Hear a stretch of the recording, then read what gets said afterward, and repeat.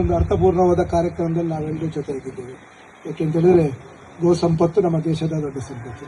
ಗೋ ರಕ್ಷಣೆ ನಮ್ಮೆಲ್ಲರ ಆದ್ಯ ಕರ್ತವ್ಯ. ಯಾಕೆಂತೇಳಿದ್ರೆ ಇಡೀ ವಿಶ್ವದಲ್ಲಿ ಏಕೈಕ ರಾಷ್ಟ್ರ ಹಿಂದೂ ರಾಷ್ಟ್ರ ನಮ್ಮ ಭಾರತ. ಇಂತಹ ಒಂದು ಸಂಪ್ರದಾಯ, ಇಂಥ ಒಂದು ವಿಚಾರಗಳನ್ನು ನಾವು ಯಾವುದೇ ಬೇರೆ ರಾಷ್ಟ್ರಗಳಿಗೆ ಹೋದ್ರೆ ನಮಗೆ ಕಾಣಲಿಕ್ಕೆ ಸಿಗಲ್ಲ. ಅದರಿಂದಾಗಿ ಶ್ರೀ ದೇವರ ಒಂದು ಅನುಗ್ರಹದಂತೆ ಇವತ್ತು ಕಲಿಯುಗದಲ್ಲಿ ನಮ್ಗೆ ಎರಡೇ ದೇವರ ಕಣ್ಣಿಗೆ ಕಾಣುವಂಥದ್ದು.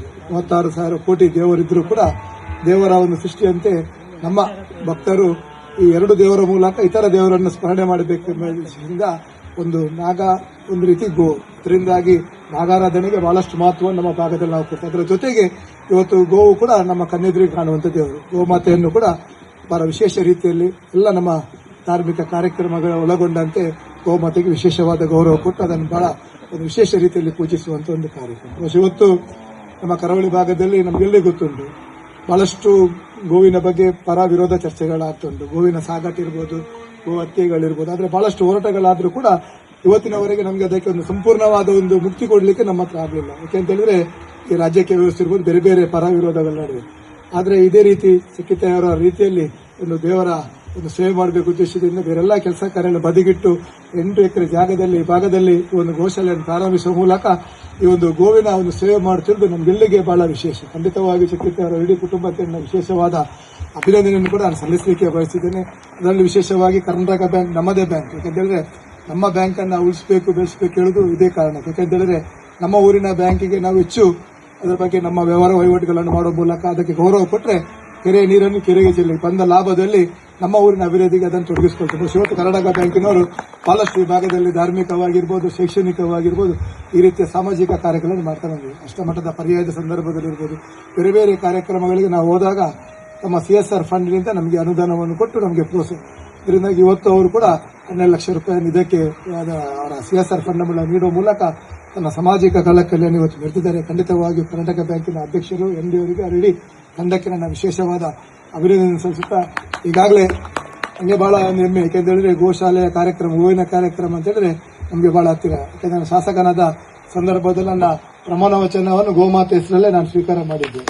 ಅದರಿಂದಾಗಿ ಹಿಂದೆ ಕೂಡ ಬಾಲ್ಯದಿಂದ ಕೂಡ ಗೋವಿನ ಬಗ್ಗೆ ಬಹಳಷ್ಟು ಆಸಕ್ತಿಯಿಂದ ಇಟ್ಕೊಂಡು ಗೋ ರಕ್ಷಣೆ ಬಗ್ಗೆ ಬಹಳಷ್ಟು ಸಂಘಟನೆಯಲ್ಲಿರುವಾಗ ಪರಿವಾರದಲ್ಲಿರುವ ಕೆಲಸಗಳನ್ನ ಮಾಡಿದೆ.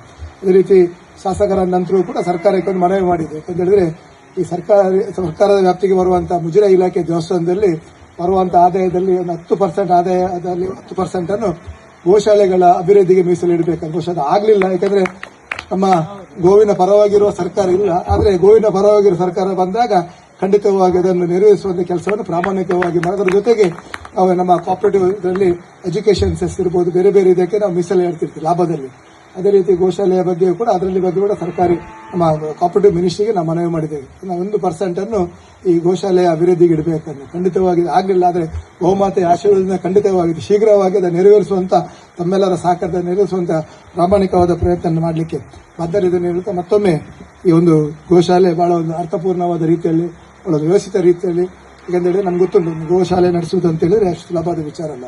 ನಾವು ದಿನನಿತ್ಯ ಬೇರೆ ಬೇರೆ ಕಾರ್ಯಕ್ರಮ ಹೋದಾಗ ನಾವು ನೋಡ್ತೇವೆ, 1-2 ಗೋ ಇದ್ರೂ ಕೂಡ ಅದನ್ನು ಸಾಕುವಂತ ಪರಿಸ್ಥಿತಿ ಇಲ್ಲ. ಯಾಕಂದ್ರೆ ಹಣದ ವ್ಯವಸ್ಥೆ ಇದ್ರೂ ಕೂಡ ಕೆಲಸಕ್ಕೆ ಜನ ಬರುವುದಿಲ್ಲ. ಕೆಲಸಕ್ಕೆ ಜನ ಬಂದರೂ ಕೂಡ ಆ ಭಾಗದ ಪರಿಸರದಲ್ಲಿ ಅದನ್ನು ಒಪ್ಪುವವರು ಇರುವುದಿಲ್ಲ. ಆದರೆ ಇವೆಲ್ಲ ಮೀರಿ ಇದನ್ನು ಮಾಡಬೇಕಾದ್ರೆ ಖಂಡಿತವಾಗಿ ಒಂದು ಮಾತು. ಯಾಕಂದ್ರೆ ಉಡುಪಿ ಜಿಲ್ಲೆ ಕೊಡವೆಗೊಡೆಯ ಕೃಷ್ಣನ ನಾಡು. ಯಾಕಂದ್ರೆ ಗೋಪಾಲಕ ಕೃಷ್ಣ ಅಂತೆ ನಾವು ಹೇಳ್ತೇವೆ. ಅದರಿಂದಾಗಿ ಈ ಭಾಗದಲ್ಲಿ ಗೋವಿನ ಬಗ್ಗೆ ಬಹಳಷ್ಟು ಮಹತ್ವ ಇದೆ, ಬಹಳಷ್ಟು ನಂಬಿಕೆ ಕೊಡಿದೆ. ಖಂಡಿತವಾಗಿಯೂ ಹೆಚ್ಚು ಮಾತಾಡಲಿಕ್ಕೆ ಹೋಗದೆ CSR ಫಂಡ್ ಮೂಲಕ ನೀಡಿದ್ದಕ್ಕೆ ಮತ್ತೊಮ್ಮೆ ಶಾಸಕನಲ್ಲಿ ಅಭಿನಂದನೆ ಸಲ್ಲಿಸುತ್ತಾ ಇದೇ ರೀತಿ ತಮ್ಮ ಈ ಒಂದು ಕೆಲಸ ಕಾರ್ಯಗಳು ಮುಂದುವರಿಯಲಿ, ಗೋವಿನ ಸೇವೆ ನಿರಂತರವಾಗಿ ಮುಂದುವರಿಯಲಿ. ನಿಮ್ಮ ಕೆಲಸ ಕಾರ್ಯಗಳು ಇತರ ಯುವ ಸಮಾಜಕ್ಕೆ, ಯುವತಿ ಮಂಡಳಿಗಳಿಗೆ ಮಾದರಿಯಾಗುವ ಮೂಲಕ ಇನ್ನಷ್ಟು ಗೋಶಾಲೆಗಳು ಈ ಭಾಗದಲ್ಲಿ ತಿರುಗಿ ನೀವು ಮಾಡುವಂತ ಎಲ್ಲ ಕೆಲಸ ಕಾರ್ಯಗಳಲ್ಲಿ ಕೊಡವೆಗೊಡೆಯ ಉಡುಪಿ ಶ್ರೀಕೃಷ್ಣ ಮುಖ್ಯ ಪ್ರಾಣ ಅನುಗ್ರಹ ಸದಾ ಇರಲಿ ಅಂತ ದೇವರ ಪ್ರಾರ್ಥಿಸುತ್ತಾ ಅವಕಾಶಕ್ಕಾಗಿ ವಂದಿಸುತ್ತಾ ನನ್ನ ಮಾತನ್ನು